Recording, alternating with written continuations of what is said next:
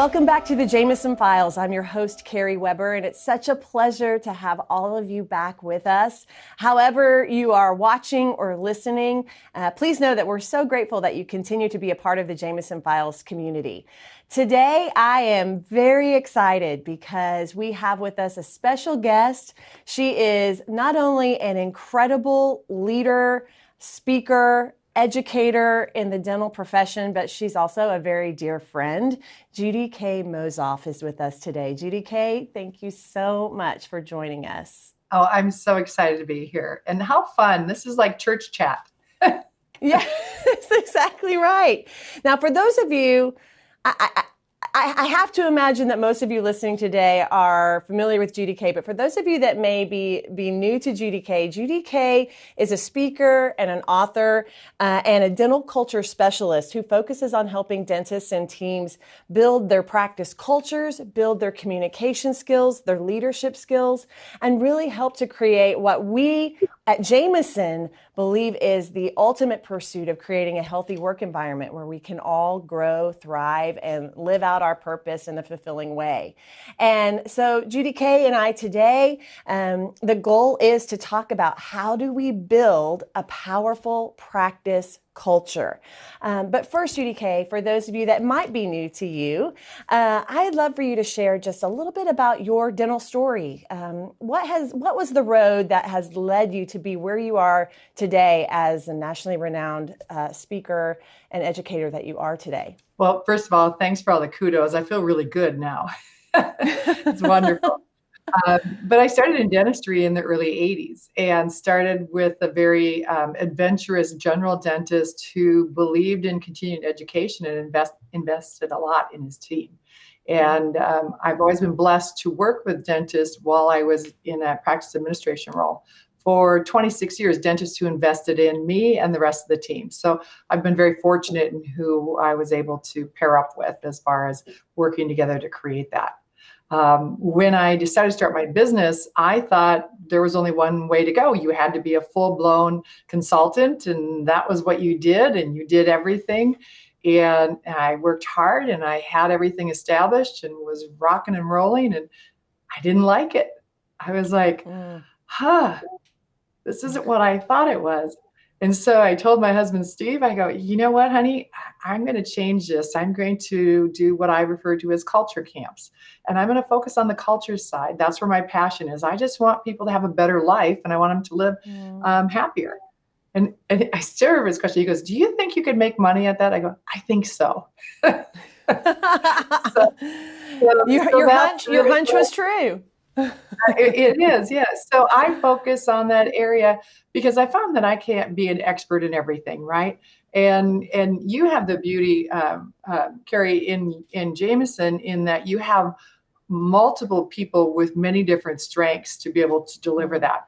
As an individual consultant or coach, whatever, it's very hard to be the best in all of those things. And so I found that my joy and my passion really was where it was the relationship side of dentistry. So that's where I spend my time, in the playground of drama and tension and conflict and stress.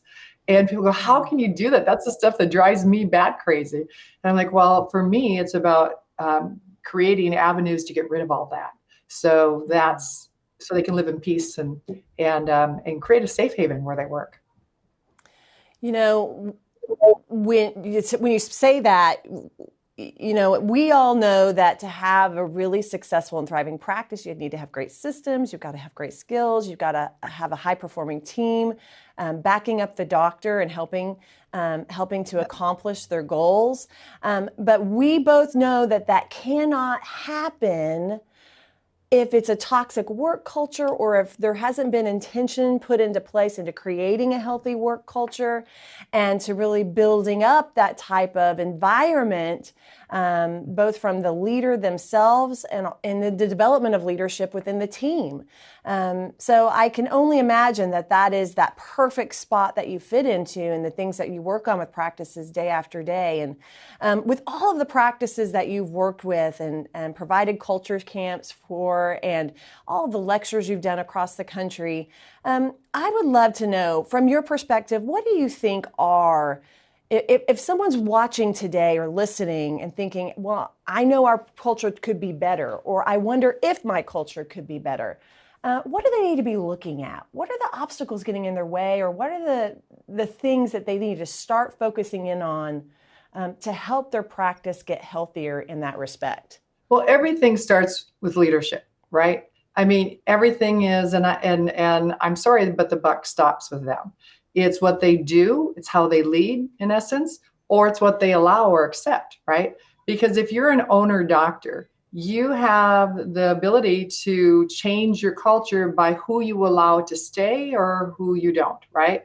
And so oftentimes, leaders will keep someone at the practice because their performance is good when it comes to patient care, and they turn it on for the doctor, but they're toxic to their coworkers. And I think that that's one of the key things, is that we don't make exceptions. I have a cardinal rule or expectation, is that we treat each other as well as we treat our patients. And there's no exclusions, no exceptions. And when we start to do that, all the toxicity goes away. Because if we wouldn't allow it with the patient, why would we allow it with the person who has our back every day? Right? So it's really starting with that. And if you have team members where they feel like they're walking on eggshells, they're coming into the office, or you as the doctor are coming in. I was just in Tennessee speaking this last week, and there were a couple doctors in my audience that were actually, in essence, feeling like they were being held hostage by an associate or by a key team player. And so really is important to be very clear about what they want in their environment, and then not let fear drive their decisions to be something that's dysfunctional. You know, I've said before, I said, I think I need to write an article on what if the problem is me?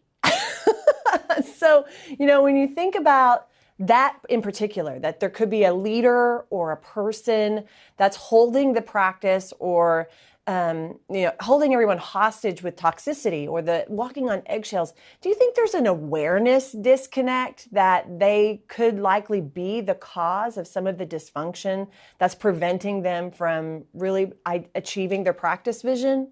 I think in some cases there is. I think that, I've seen where people weren't connecting the outcome or the results to their actions. And I think that that's because it has more to do with focusing on what other people are doing versus any reflection for themselves. That's kind of one of the things that I do when I'm working with my doctors, is gently hold up a mirror to let them see their role in their practice, right? Yes. And help them see what it is that they're contributing. And part of the conversation before we ever make an agreement to work together is, are you open to be the one that may need to change? And if they're not, I'm not there to fix their team, right? And so it really is about, I say, we're all in this together. And when we step across a threshold in our practice, we have to know what are the expectations. And that's driven by the owner doctors. That's their baby, right? And so, but the owner doctors need to support that as well, or the results are going to be way less than. You know, on the other side of that coin, what we hear a lot, and I can't imagine how much you hear it, that's why they're hiring you to come in, I'm sure, is team motivation and engagement. How do I get my team motivated?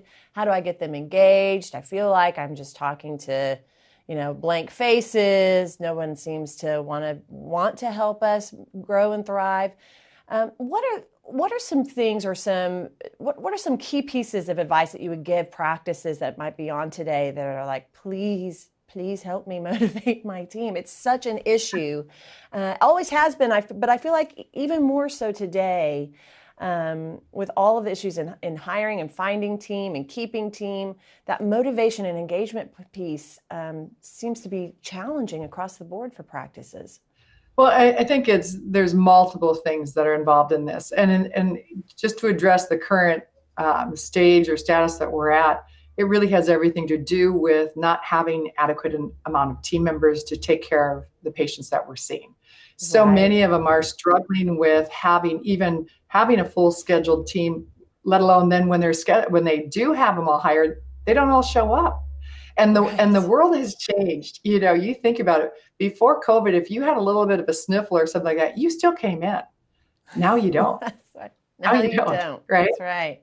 And so Yeah. you almost need spare parts. You almost need spare people because you're always running at a deficit, right? So that Mm. expectation is as if you had, for simplicity, let's say you have 10 team members, but you're almost always running with 8, but you're scheduling to accommodate 10. So we have to be realistic and look at, I always say, don't take my word for it. Look back on your schedule. How many days did you have a full staff? How many days Yeah. were you actually able to operate on that? And if it's at 80% most of the time, then we may need to tweak. And I understand we want productivity, but we also don't want to burn out our loyal long-term team members as well until Right. we get someone Right. new and in training.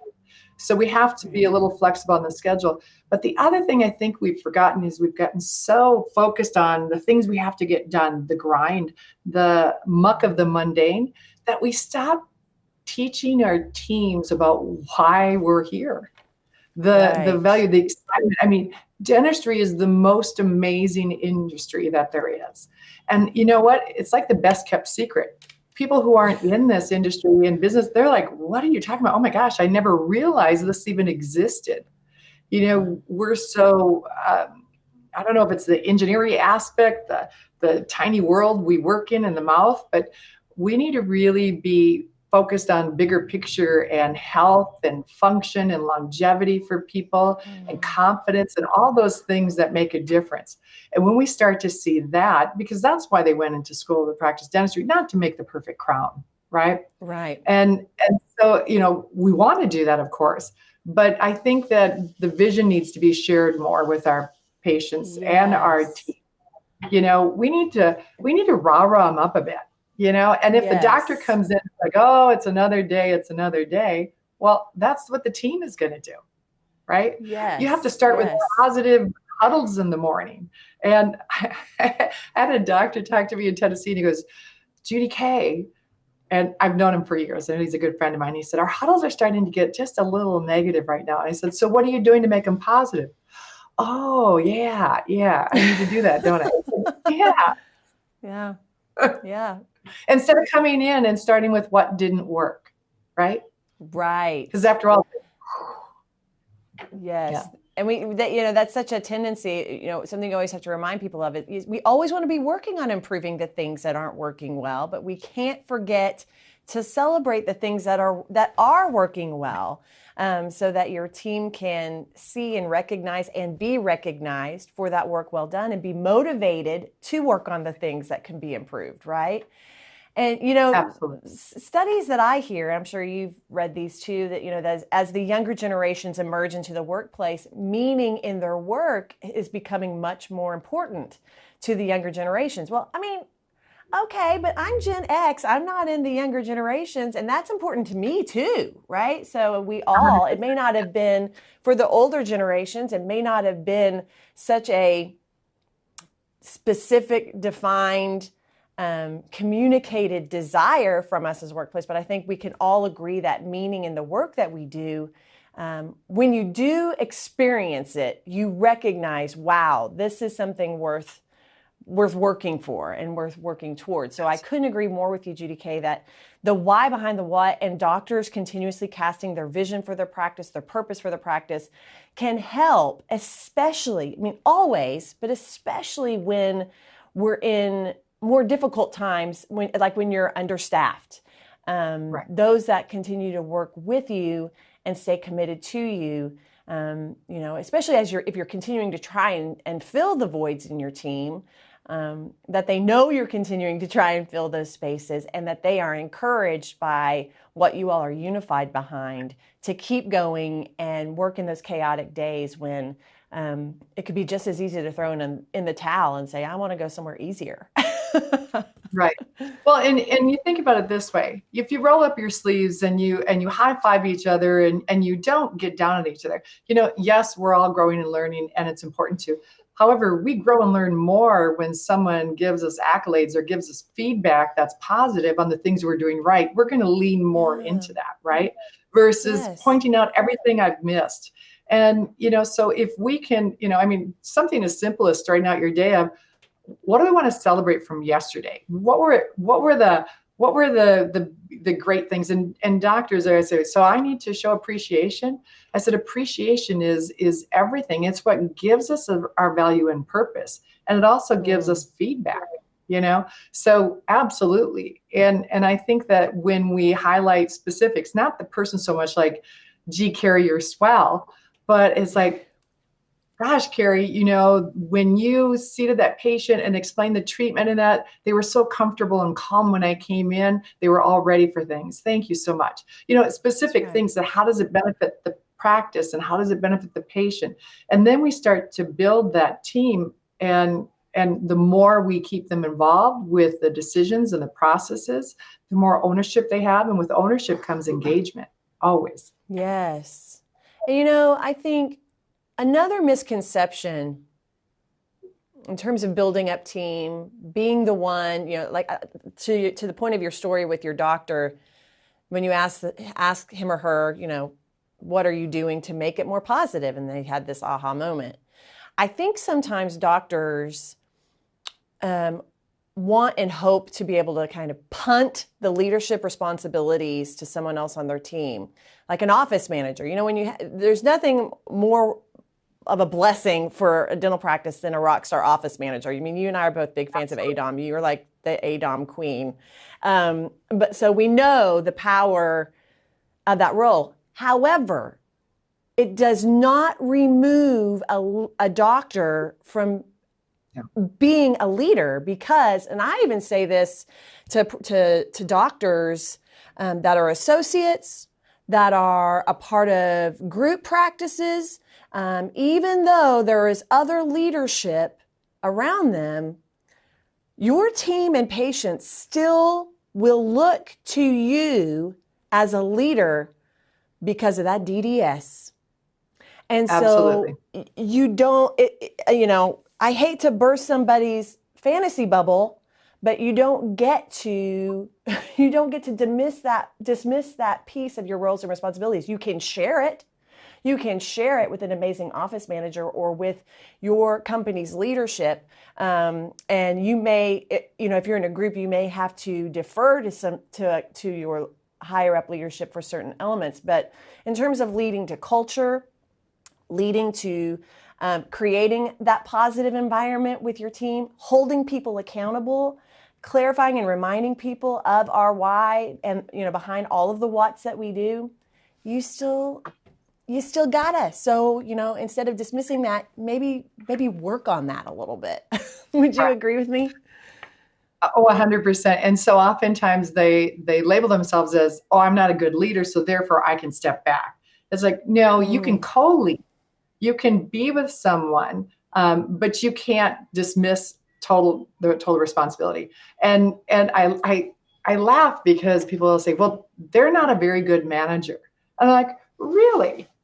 So how it's easy to judge when you're not in those shoes. So the team will say, well, she's not a very good manager, or he's not a very good manager. Really? Well, what do you think a manager should do? And I go, well, stop. Everybody write down, what do you think a manager should do? So I have them write this down, and then I start reading. I go, a manager does, and then a manager does, and another one, a manager does. And I said, wow, I'm confused. What am I supposed to do? And I said, doctor, you hire someone, and then you go manage. I said, that's funny. That's honestly, I said, how do you want them to manage? What's important? What role, what tasks do you want them to do? Oh, I have to know that? Yes. Yeah. It's like, so it's interesting, but we've both seen the magic when you have that strong office administrator and this strong relationship between, I call them the we team, the doctor and the manager, because everything is about we. This is how we do it. It's a united message. So I think it's the idea of, I just want to practice dentistry doesn't work. Yeah. I mean, pick the wrong profession, people. If you don't want to lead, think about you can Carrie. Work on that. It's a learned skill. It can be a skill that you work on. Every behavior can be a leader. We don't get to fall on a sword of, well, I don't have those natural tendencies. Well, there are many, many great leaders that started without the skills that they show up with today, because they choose to work on that. I mean, that's why we're in business. That's why Judy Kay's in business, as doctors that recognize there's something I'm not seeing, or there's somewhere that I'm stuck and I need help refining and defining and being better and continuously improving in this way. And, my husband Jess always says something to the effect of, you manage processes and you lead people, and we have to do both.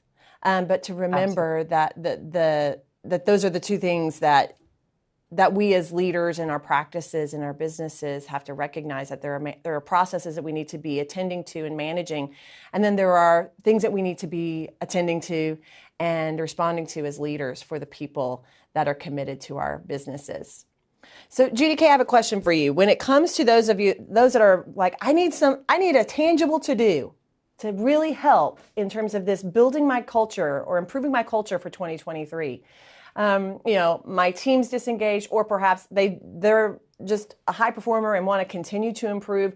What's an area in the practice, in that day-to-day culture, for them to look at specifically, or a recommendation you may have that could be a difference maker for them that they're not considering at this time? What's a takeaway for them?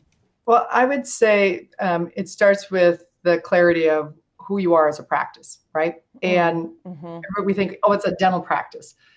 Every practice has such different energy and nuance based on the leadership, right? So owner doctors, I like to start with 4 core values. And then with your team, you could create your own mini culture camp and build around those core values about how do we want to communicate with each other? What supports? Like, let's say you took caring as one of your core values and excellence as one of your core values. And, so how does, if we communicate with each other, what does that look like if we're caring? Or if we're communicating and that's our brand and we want our patients, what does that look like? Or what does that mean as far as teamwork? Or what does that mean as far as accountability? Or what does that mean? And you start breaking it down. And the hard part for dental practices is the systems and processes, they have that defined. The soft skills, they don't have defined. And I hear this all the time. Well, I'm going to be authentic. This is just who I am when I come into practice. And I say, no, there's an orange line in the sand. I like the color orange. There's an orange line in the sand. On the outside, you get to be I. On the inside, it's we. And this is who we are, and we build this space. And so it starts with the owner doctor saying, what is innate to you that you want in your practice culture forever? Those 4 core values, and build around it. And when you start to get the team involved and they start defining what does that mean in measurable benchmarks, in things that you can see, it's not just be more positive. It means that, for example, maybe I come in and I greet you in the morning and say good morning in a nice way. Or I use the niceties like please and thank you. Or I offer to help when there's need, right? So whatever it is that we want to make it measurable. And that's where it starts, is defining who are we?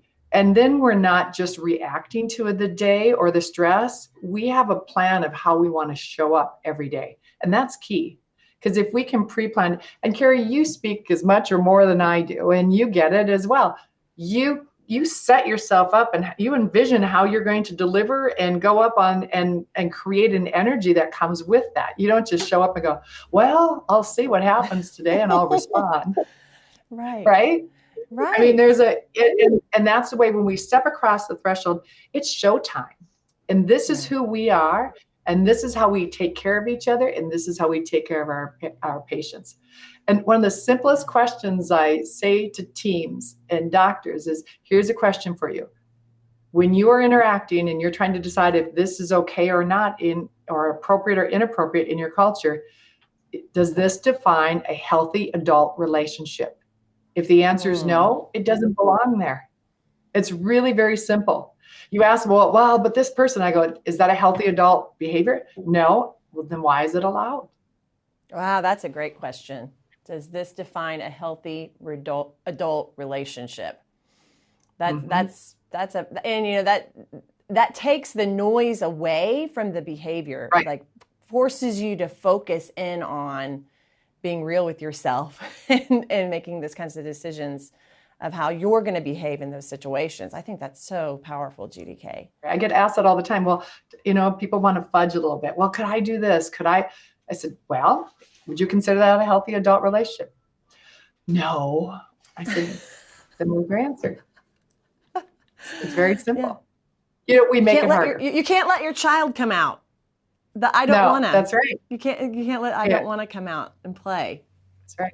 Not in those situations. That's right. And I love the idea, such a great step to take of that clarifying of your values. And then for what a great team meeting idea to have them all talk about and share, what does this value look like in our practice and how we work together, how we work with our patients. I love that exercise because it takes it out of one person being at the front of the room or the table, being a talking head saying all the things. It really invites and insists on the entire team contributing and sharing the different ways that value could show up, does or could show up in the future. Right. So that would be such a powerful unifying as we, are in the beginning of a new year, such a powerful way to kick off the year and a great reset, refresh exercise for a team to do to get inspired and reunited under those values to move forward into the year. I love that. Any other big takeaways that you may say, hey, while we're here in this conversation, I need to preach about this for a moment, in terms of, because when you're really passionate and you see, and you're in these practices and you see these opportunities or missed opportunities, and perhaps the awareness just isn't there, what would you want to remind everybody to look for or be aware of as we enter into the year? Well, I think when it comes to the doctors is one of the things I always remind them of, look, you invested a lot of years and money to become a dentist. And this is your baby. This is yours. Make sure that when you will come to work every day, you're feeling the feelings that you want to feel, that this is what you had hoped for. Don't be afraid to step out of your comfort zone to create something. Don't let fear drive you and make the wrong decisions. If it's a fear-based decision, it's almost always wrong. And team members, this is about your home as well. So you need to make sure that when you're being interviewed, you interview as well to make sure it's a good fit for you. It's not just about the money. It really isn't. Yes, you have to get paid fairly and make the money to pay your bills and that. But in the end, when you can connect and you have a strong team relationship, that's where the gold is. That's where you come in and you make magic happen and your patients love it and you feel good, and the stress of the relationships or the drama when things are off no longer happen. So your focus is strictly patient care. So when we come together as very different people, instead of looking at it of what we don't agree on, look at all the things we do agree on, and then have the simple conversations. So if you and I were working together, Carrie, the first thing I would say is, what's really important to you in a relationship with me that would make it easier for you to work with me? What do you need from me?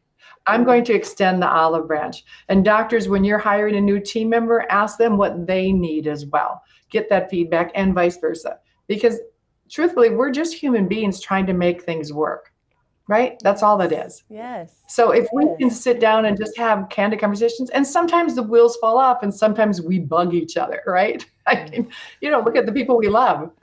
You can't spend that many hours of your life in a small workspace and that not happen, right? So, I've had disagreements with Steve, and sometimes you just have to, you're at opposites, right? You're not seeing things the same and you're thinking, how do I work through this? It's not about I. It goes back to, how do we make these two different entities, right? These two different personalities, how do we make a successful relationship? Because in the end, Carrie, our happiness and success is based on our relationships in life. That's it. Yes, 100%. And, for everyone that's listening, I hope that you take this with an open mind and heart, the things that Judy Kay has shared, because it is so true. It is so real when you're trying to lead to a destination with a group of people. And I love the idea of, as you finish up listening or watching this episode, that when you get up from that chair, you step across that orange line and you go back from being I to being we, and be we-minded in your team today, and see how you can shift gears and turn the tide for your practice culture in the most positive way. So Judy Kay, how can people find you or learn more about your lectures, your culture camps, and the books and resources that you have available? So probably easiest is just to go to my website at practicesolutionsinc.net, and the solutions is plural. And there's a little box on there that says Ask Judy Kay. So if you have any questions, you can reach out to me on that. I also have a monthly newsletter that I publish that has a little video along with it as well, that works well. A lot of the teams that have signed up for it actually use it for topic discussion for their team meetings as well. So, but yeah, that's probably the best. Perfect. And I would love to hear from you. Thank you. Perfect. And if you are a team member or a doctor that's going with your team to an upcoming event, and if Judy Kay is on the schedule, I want to encourage you to go as an entire team to her course and learn together, and then revisit together and debrief on what she shares in her courses, and take action on some of her recommendations, and see what a difference that can make in the building of the culture of your practice and the inspiration and the engagement and motivation of your team. So Judy Kay, thank you so much for your time today. I appreciate you, my friend. Thank you. Ditto. Thank you. And thanks to all of you, our amazing Jameson Files community. Thank you for giving us the privilege of your time. Be well, and we'll see you next time. Thank you for joining us on this episode of the Jameson Files. Visit us online at jmsn.com. You can subscribe to this podcast on iTunes, Google Play Music, or Spotify. See you next time.